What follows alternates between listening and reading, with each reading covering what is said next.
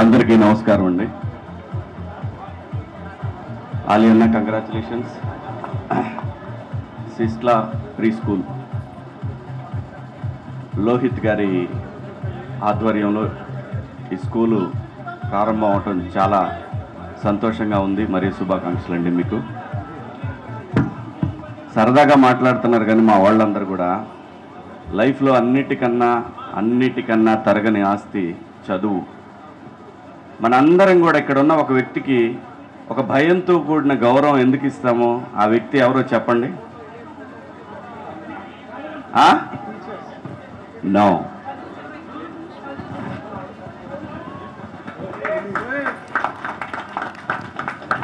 అది ఎందుకు వచ్చింది? మనం డ్రెస్ వేసుకుంటే అవుద్దా పని? కాదు, కేవలం చదువు వల్లే ఇది సాధ్యమైంది. చదువు చాలా గొప్పదండి. ఒక పేదవాడు ఒక మున్సిపాలిటీలో పనిచేసేటువంటి ఒక మహిళ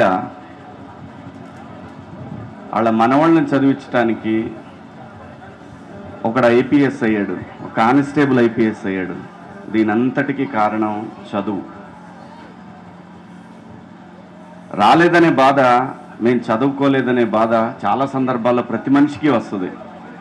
అలాంటి బాధ భవిష్యత్తులో మన పిల్లలకి ఉండకూడదనే ఉద్దేశంతో మీరందరూ కూడా ఎన్నో కష్టాలు పడి ఫీజులు ఎక్కువైనా చదివించాలనే తపన మాత్రం వదులుకోకుండా ముందుకెళ్తున్నామంటే దానికి కారణం చదువులో ఉన్న గొప్పతనం తప్ప డబ్బు వస్తుందనే ఆశ సెకండరీ. వాళ్ళకు భవిష్యత్తు వస్తుంది అనే నమ్మకంతో తల్లిదండ్రులందరూ కూడా ఫీజుల గురించి ఆలోచించకుండా వాళ్ళ భవిష్యత్తు గురించి ఆలోచించి పంపిస్తూ ఉంటాం.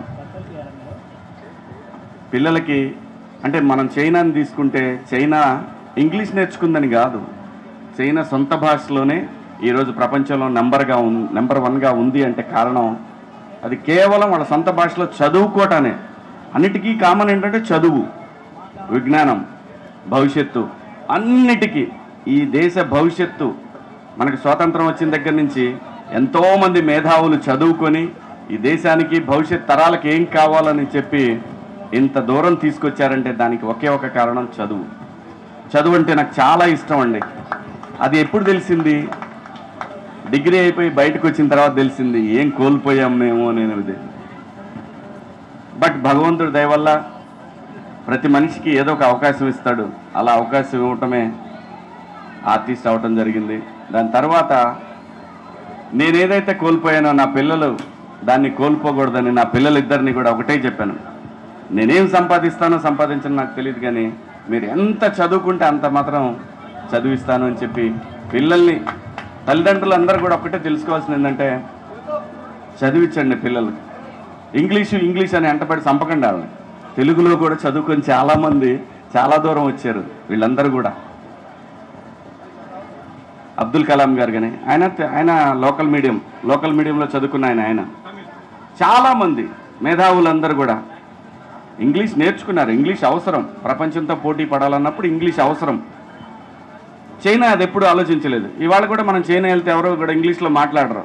ట్రాన్స్లేషన్ పెట్టుకోవాలి, యాప్ పెట్టుకోవాలి అంటే ఆడేదో చెప్తాడు, మళ్ళీ దాన్ని తీసుకొని మళ్ళీ ట్రాన్స్లేట్ చేసుకోవాలి. అంటే విజ్ఞానం ఎక్కడుందయ్యా అంటే చదువులో ఉంది, భాషలో లేదు. మన భాషలో మన విజ్ఞానం మనకుంది. సో నేనే స్కూల్ పెట్టారు కాబట్టి వీళ్ళు ఇంగ్లీష్ మీడియం, ఇంటర్నేషనల్ స్కూల్ అంటే ఖచ్చితంగా ఇంగ్లీష్ మీడియం, కానీ తెలుగును మాత్రం మర్చిపోకూడదు. తెలుగు చాలా important. Please please please please దేశ భాషలందు తెలుగు లెస్స. అన్ని భాష, ఇటాలియన్ ఆఫ్ ది ఈస్ట్ అనేవాళ్ళు.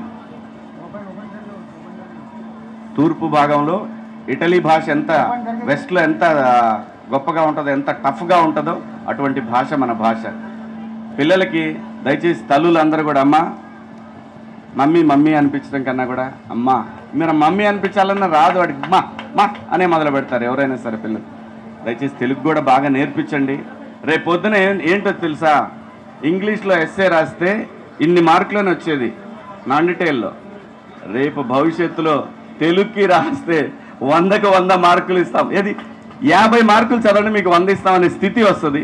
ఆ స్థితి రాకుండా తెలుగుని కూడా నేర్పండి సైమల్టేనియస్గా. లోహిత్ గారు మీరే పిల్లల్ని కొట్టకండి, తెలుగులో మాట్లాడొద్దని దయచేసి. ఇది కంప్లైంట్ చాలా స్కూళ్ళలో.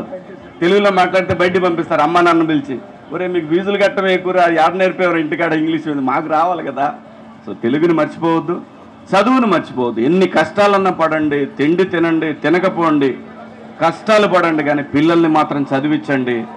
ఉచిత పథకాల జోలికి పోకుండా దయచేసి చదువును మాత్రం ఎంత కష్టమైనా నేర్పించండి పిల్లలకి.